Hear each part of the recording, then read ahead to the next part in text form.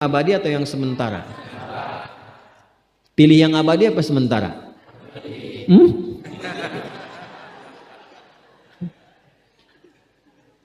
Di Kiai itu ada mobil Innova tuh.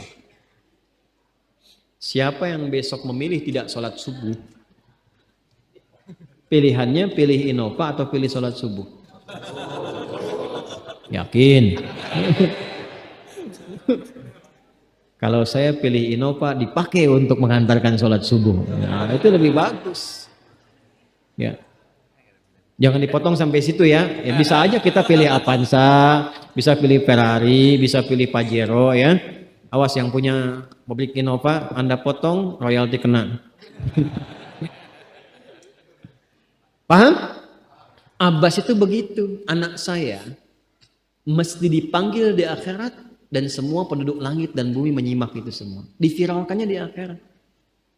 Viral dunia itu sementara, internetnya diputus gak viral lagi. Kadang-kadang yang viral kemarin kan sekarang nggak ada lagi, ya kan? Yang viral tahun lalu sekarang sudah nggak ada, ya kan? Jadi belum selesai kehidupan sudah hilang juga viralnya. Akhirat itu selamanya. Dan biasanya begini, kalau orang-orang yang diviralkan oleh Allah atas kehendak Allah itu abadi melintasi setiap masa. Jadi ada yang viral karena berita, ada yang viral karena doa dan kehendak Allah Subhanahu wa taala. Itu yang diviralkan langsung atas kehendak Allah itu melampaui zamannya. Makanya kisah ini pun bertahan sampai sekarang. Nah, Abbas itu berpikir, saya boleh sekarang jadi pebisnis pedagang, tapi anak saya mesti menguasai apapun yang pernah diajarkan oleh Nabi. Maka anak kecil ini sejak dini mengikuti Nabi. Sejak dini lekat dengan Nabi. Maka ketika Nabi tidur pun itu ikut berkunjung karena keluarganya. Nah, inilah yang didapatkan oleh kita hadis tentang bangun tidur. Jadi hadis tentang bangun tidur itu diriwayatkan oleh anak kecil yang umurnya belum genap balik. Main-main ke rumah Rasulullah, ke rumah bibinya Sayyidah Maimunah, ingin tahu bagaimana cara bangun malamnya Nabi. Itu diikutin sampai dilihat gimana bangunnya. Duduk dulu, kata beliau duduk dulu. Kemudian mengusap dengan bagian tangan yang diduga bersih untuk menghilangkan bekas ngantuknya. Setelah itu membaca khawatimah surah Ali Imran. Kemudian thumma dhahaba ila syanin mu'allaq, ke tempat tertutup, fatawadda, itu kan? Nah, itu ada semua rangkaiannya, itu ditemukan nanti di hadis riwayat Abu Daud, di Sunan Abu Daud. Nomor hadis 1367. Itu hadis tentang bangun tidur, ya, cara bangun tidur sampai sholat malam. Masih ingat teman-teman kalau kita bermakmum begini dan ada imam satu dan sudah pasti satu imam? Oke? Makmum berapa? Satu boleh? Boleh. Dua boleh? Tiga boleh? Empat boleh? Jadi imam berapa? Makmum? Empat. Laki-laki imam makmum? Imam, baik, bagus ya. Nah, dan imam kan laki-laki. Kalau perempuan imam untuk perempuan kan? Laki-laki untuk perempuan dan untuk laki-laki. Fokus ini. Kalau satu begini, satu laki-laki, kemudian di belakang laki-laki. Ini kan posisinya boleh sejajar kan? Ya kan? Yang imam ini, makmum ini kan? Tadinya di belakang, tarik begini sejajar. Ini yang meriwayatkan anak kecil yang belum balik itu. Itu riwayat Ibnu Abbas. Satu paket. Termasuk sholat, kemarin kan kita tarawih kan? Sholat malam. Yang dua rakaat itu kan? Ya, sholat malam yang sampai 11 itu, tambah khafifatain 2. Itu riwayatnya ini. Yang sholat tahajud malam yang 11 rakaat, tambah khafifatain 2. Ini riwayatnya ini. Tutup dengan witir 1 rakaat. Itu anak kecil yang meriwayatkan. Dan tahukah Anda, sepeninggal Nabi SAW, Abbas bapaknya ini hafal 200 hadis, anaknya Abdullah hafal 2000 hadis. Begitu caranya. Anda di sini ada yang diplomat, yang di kantor, yang taruhlah berdagang misalnya, ibu rumah tangga, ya, dan sebagainya. Boleh, nggak apa-apa. Saat ini kita mungkin belum maksimal. Tapi jangan biarkan ada satu di antara anak keluarga kita yang tidak jadi kebanggaan di akhirat. Tolong ya. Tolong pulang dari sini dilihat. Anak Allah titipkan kepada saya berapa anak. Tolong siapkan jadi kebanggaan akhirat. Satu aja jadi ahli Quran. Untuk pelita di rumah tuh. Penghilang kesedihan, penghilang kegelisahan. Mendatangkan semangat. Itu demi Allah saya katakan gak ada yang paling indah kecuali saat ayah pulang ke rumah. Tiba kemudian dia melihat anaknya yang kecil sedang murajaah. Amma yatasaalun. Bahkan surat yang bapaknya sendiri belum hafal. Jangankan pulang ke rumah, Anda sedang mau rapat, dikirimi video anak Anda 3 tahun membaca surah Al-Ikhlas, itu hati tenang. Itulah Quran. Itulah Quran. Maka belajar dari Ibnu Abbas ini, apa yang terjadi ketika orang tua mampu memfasilitasi anaknya demikian, sekalipun orang tuanya tidak mencapai apa yang diraih oleh anak, tapi orang tua mewarisi setiap pahala yang dihasilkan dari anak itu. Karena itulah setiap hadis yang diriwayatkan oleh Abdullah kecil ini, Ibnu Abbas, maka semua doa tersambung bukan hanya untuk beliau tapi juga untuk keluarganya, untuk orang tuanya. Karena itu kalimatnya bukan radhiyallahu taala anhu tapi anhuma, untuk Abdullah dan bapaknya. Ikut semuanya. Nanti kakaknya yang sulung Fudail itu diwakafkan membantu Nabi. Ya, makanya yang terakhir membawakan air wudu, membawakan air wudunya Nabi sebelum wafat di pangkuan Sayyidah Aisyah, dan beliau itu kan berwudu dulu, ya, lalu wafat di pangkuan Sayyidah Aisyah radhiyallahu taala anha. Itu yang membawa air wudunya kakaknya Abdullah ini, Fudail ini. Ya, Fudail bin Abbas. Itu semuanya itu jadi baik. Jadi kalau ada satu anak tuh jadi ahli Quran, itu cahayanya kemana-mana, terbawa semua. Bisa jadi anak hafal Quran, bapak ibu berangkat haji, mungkin terjadi. Umrahnya dari rizkinya anak bisa. Dan jangan salah ya, mungkin kelancaran usaha Anda pun itu mungkin supportnya anak. Saya ceramah beberapa waktu lalu menerangkan di Quran tentang ya rizki orang tua ke anak itu biasa, tapi ada rizki anak ke orang tua. Saya terangkan itu.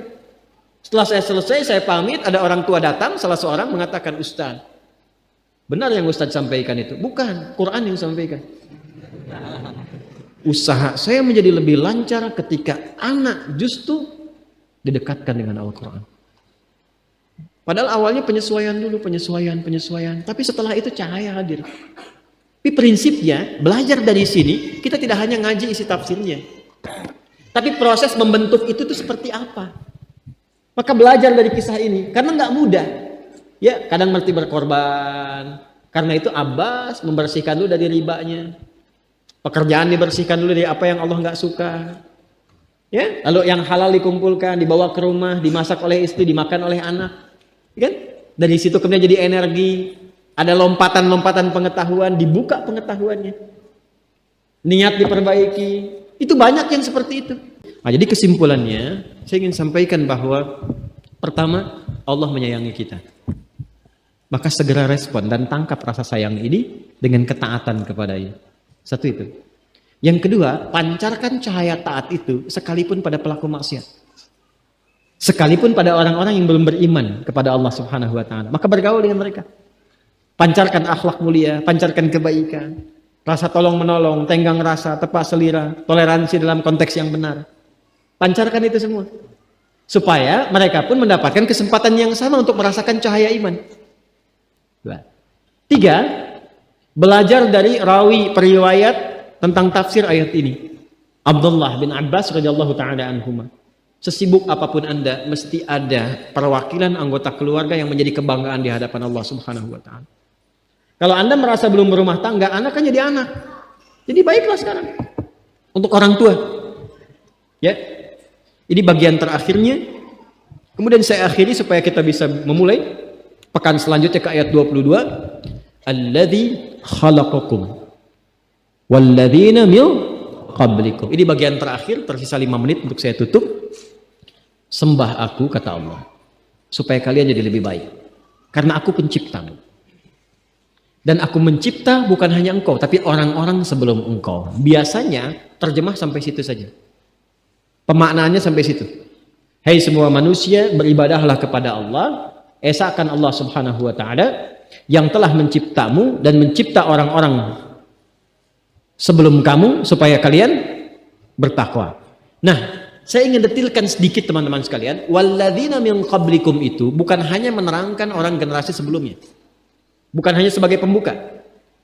Tapi ada satu yang sangat indah yang jarang dikaji. Perhatikan sini baik-baik. Yuk kita baca ayatnya. Ya ayyuhan nasut taqu. Budu. Ya ayyuhan nasu' budu. Rabbakumul ladzi khalaqakum. Di sini khalaqakum. Walladzina min qablikum. Walladzina min qablikum. La'allakum tattaqun. Perhatikan. Saya sudah bahas ya ayyuhan nasu ubudu rabbakum sudah. Alladzi khalaqakum sudah. La'allakum tattaqun sudah kan ya? Sekarang ini yang belum saya detilkan.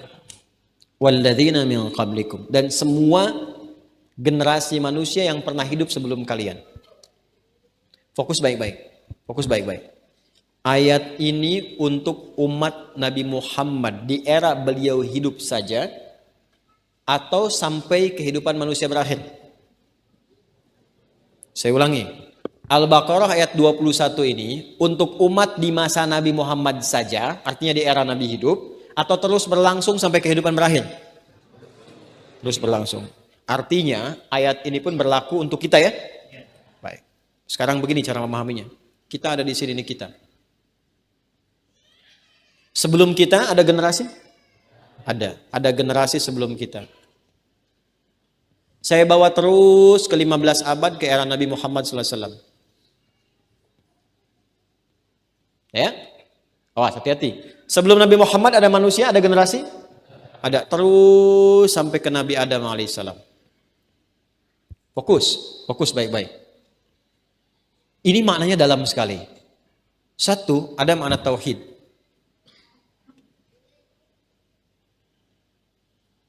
Kedua, ada makna kudrah, kekuasaan mutlak. Kuasa mutlak yang tidak bisa ditiru. Untuk menunjukkan keagungan, kedahsyatan. Ya. Yang kadang-kadang ada sindiran halus di dalamnya. Nanti kita lihat. Makna tauhid di dalamnya apa? Mari kita lihat ketika Allah mengatakan u'budu rabbakum. Sembah saya. Pertuhankan saya. Lalu manusia kan diberikan akal oleh Allah, yang konstruksi akal itu kan sering berpikir ya. Nah, pikiran itu kan dimulai dengan tanda tanya kan? Kenapa, apa, bagaimana, siapa dan sebagainya kan? Kalau ketika Allah mengatakan sembah saya, maka otomatis akal akan mengeluarkan fungsinya untuk berpikir dengan menampilkan pertanyaan pertama, kenapa? Allah yang menciptakan akal dan semuanya sudah tahu itu. Karena itu sebelum bertanya Allah sudah jawab. Logika yang paling tinggi yang tidak bisa dipantah, karena aku penciptamu. Kata Allah, karena aku penciptamu. Ya ayyuhan nasu ubudu rabbakumul ladzi khalaqakum. Karena aku penciptamu. Karena itu sifat tauhid disandingkan dengan kuasa mutlak yang gak bisa ditandingi. Karena fitrah manusia itu begini. Fitrah manusia itu cenderung tunduk, patuh kepada yang lebih kuat. Kepada yang lebih hebat. Lalu Allah menampilkan satu logika yang gak bisa tertandingi. Siapa yang paling hebat di muka bumi ini, di kalangan makhluk, yang bisa mencipta manusia? Gak ada. Jangankan manusia. Hewan saja yang paling kecil, manusia gak ada yang bisa mampu membuatnya, menciptanya. Lalu kenapa Anda bisa patuh, tunduk, hanya kepada pembuat benda tertentu, yang bahkan membuat nyamuk pun tak mampu, membuat lalat tak mampu, hanya karena kedudukan sementara yang setelah itu selesai, bahkan meninggal dunia, Anda bisa patuh, tunduk, siap, kerjakan apa saja. Bahkan diperintahkan untuk sujud pun Anda sujud. Lalu kenapa kepada yang menciptakan Anda? Yang maha segalanya, menciptakan pimpinan Anda, menciptakan komandan Anda, menciptakan yang meminta, menyuruh, memerintahkan Anda, dan mewafatkannya. Kenapa pada puncak semua itu Anda tidak patuh? Maka Al-Quran menampilkan logika tertinggi. Ketika Anda bertanya, kenapa kami harus menyembahmu ya Allah? Karena aku penciptamu. Jadi kepada yang mencipta kecil saja, membuat yang kecil engkau begitu hormat, tunduk dan patuh. Maka kenapa kepada yang mencipta dengan sempurna segala yang kecil dan besar itu engkau tidak menghormati dan menyembahnya? Jelas? Ini bagian pertama. Jadi kalau kita menggunakan akal dengan benar, konstruksinya dipakai untuk berpikir dengan baik, maka cukup dengan satu kata ini pasti menuhankan Allah Subhanahu wa taala. Ya, lalu pertanyaan kedua begini, ketika akal mengatakan kenapa terjawab, dia akan menyusul. Apa buktinya? Kau menciptakan aku. Maka turunlah nanti detil ayat-ayat yang menerangkan tentang penciptaan manusia yang gak mampu diinformasikan oleh siapapun. Dan itu akan dibuktikan oleh perjalanan pengetahuan. Maka nanti turun ayat-ayat berbicara tentang manusia bagaimana sebelum tercipta itu seperti apa. Bahkan disindir oleh Allah. Kok nanya? Ente aja nggak tahu sebelum ente lahir seperti apa. Mau bertanya. Terus ketika diberitahu bisa mengingat itu tidak? Maka ketika Anda tak mampu mengingatnya, diberikanlah oleh Allah jalan penjelas yang membantu akal untuk mengkonstruksikan itu dan dibuktikan oleh sains, oleh pengetahuan. Maka disindir pertama kali, jangankan proses mencipta, sebelum engkau ada, aku tahu. Turun surah Al-Insan itu ayat pertama. Ya, hal ata 'alal insani hinum minad dahri lam yakun syai'an. Lalu bagaimana dipadukan antara menciptakan fisiknya dulu, tubuh. Quran surah ke-22 ayat ke-5. Quran surah ke-23 ayat 11 sampai 13-nya. Ya. Setelah itu berproses di rahim perut ibundanya, bagaimana ibundanya mengandung berproses, Quran surah 31. Di ayat yang ke-14 ditambahkan lagi Quran surah ke-46 di ayat yang ke-15. Mulai melahirkan, memberikan ASI maksimal 2 tahun itu ya. Kalau ingin sempurna, Quran surah kedua ayat 233. Dirawat-rawat terus berkembang dan sebagainya itu. Disebutkan dengan rinci, bahkan dengan diksi yang sangat detil luar biasa. Dan itu dibuktikan benar oleh pengetahuan. Jadi ketika bertanya pun bagaimana proses menciptakannya, turun ayat-ayat untuk mendetilkannya. Supaya meyakinkan kita memang hanya Allah yang Tuhan. Sekarang bawa tunjukkan kepada saya. Di abad 15 yang lalu, 15 abad yang lalu, siapa yang sudah bisa membuat satu karya, buku, bacaan yang menerangkan tentang proses penciptaan manusia dengan begitu detil?